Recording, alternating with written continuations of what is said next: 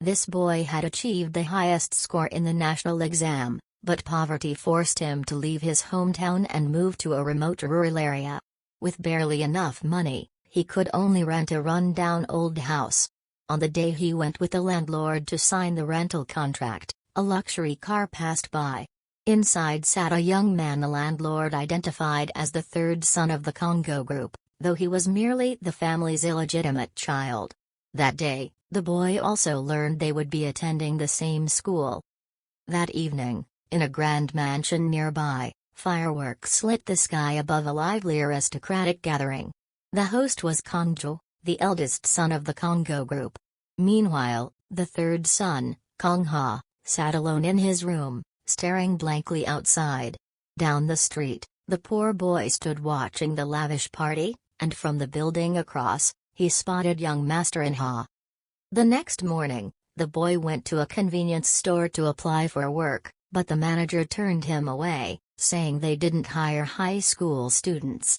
As he left, he noticed Inha casually slipping store items into his pocket. The manager saw but said nothing. Inha watched the boy leave with irritation in his eyes.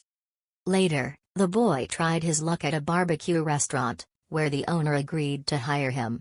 On his way out, he spotted Inha hiding an apple he had taken from the roadside stall.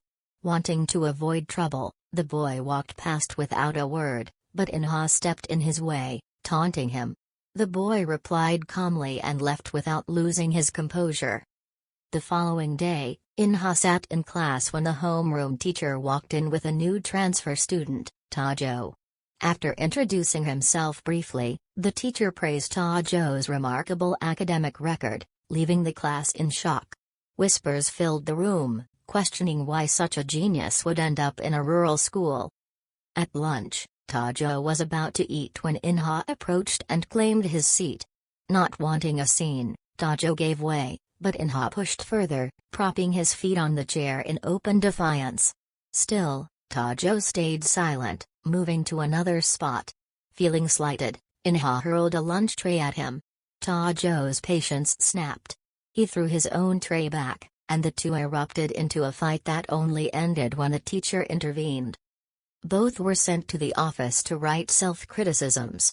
Moments later, another student arrived, saying the teacher had excused Inha. As he left, Inha mockingly wished Tajo a happy stay. That evening, Tajo stopped outside a martial arts center, drawn to a sign advertising MMA classes. But the steep tuition fee made him turn away. Inha appeared, joking that he must want to learn just to beat him up. Tajo coldly replied that he wanted to learn to kill someone. Amused, Inha offered to train him, on one condition: Tajo had to defeat him first. Despite recalling how badly Inha had beaten him before, Tajo accepted. In the ring, Inha tossed him protective gear, then unleashed precise, punishing blows, finally flooring him with a punch to the stomach. Gasping for breath, Tajo pushed himself back up, his mind flashing to an image of his father saying, "Let's meet again." Fueled by rage, he tackled Inha and rained down wild punches until his self-control, his greatest strength, pulled him back. Inha asked if he truly meant to kill him. Moments later, the two were sharing burgers, talking and laughing as though the fight had forged a strange understanding. Inha even gave him a ride home and proposed they be friends, but Tajo declined, walking inside without a glance. Annoyed, Inha shouted for him to return the money for the burger before speeding off. That night, however, Tajo found himself replaying the offer in his mind. The next day, while Tajo stood alone on the school rooftop, Inha approached. This time, Tajo spoke about his past. He revealed that his stepfather was serving a death sentence for domestic violence, and that his mother had spent years running from him and his associates. The reason Tajo wanted to learn martial arts was simple: he wanted to protect his mother. Turning to Inha, Tajo asked again if they could be friends. But still upset over yesterday's rejection, Inha refused. Thinking quickly, Tajo revised his offer: they could become partners instead. His goal wasn't to win small fights, he wanted to enter big tournaments, and Inha could help him get there. In return, Tajo promised to help Inha achieve whatever he desired. Inha scoffed, saying that apart from his sharp mind, Tajo had nothing to offer. Tajo smiled, offering to share 0.1% of that mind, enough to get them both into Haneo University, where they could decide their future together. Inha's smirk said it all. From that moment, their unlikely partnership began. Years passed.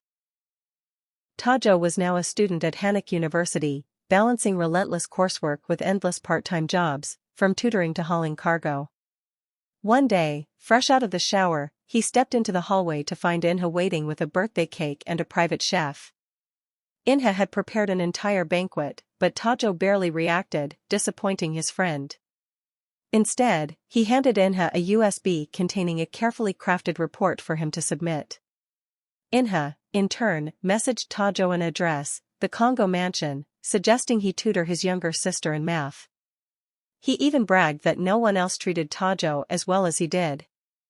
That night, he served his friend gourmet dishes prepared by the private chef. The next day at the university, a lecturer told Tajo that Professor Choi wanted to see him. Inside a private office, the professor praised his report on future strategies for the Congo group and offered to buy it. Tajo refused, he was saving it for his own future. After Tajo left, Professor Choi made a call. The report, he said, could become a powerful weapon for the Congo group and usher in a new era, for Kong Songju, the second son of the family. Researching online, Tajo learned that Songju and his older brother Kongju were locked in a battle for the position of future strategy director. At the library, he spotted his neighbor, Haiwan, and tried to avoid her. But she found him at the coffee counter, introducing herself properly and telling him not to call her Hey next time. Soon after, Inha showed up, insisting Tajo join him for lunch. As they ate, Haiwan passed by, catching Tajo's gaze. Noticing, Inha teased that Tajo must like her. Tajo denied it, prompting Inha to declare that if he didn't, then he himself would pursue her. That night, Tajo began tutoring at the Congo mansion. His student, Huiju, introduced herself with playful curiosity, peppering him with questions and stealing glances. When she called him handsome, he warned her that she couldn't outlast his patience. That evening, as Tajo made his way home, the quiet hum of the rural streets was broken by raised voices. Just a few houses down, he saw a woman pounding on Haiwan's door, her words sharp and filled with a bitter edge. She shouted for the door to be opened, and when there was no reply, she smashed the glass panel with a single, angry blow.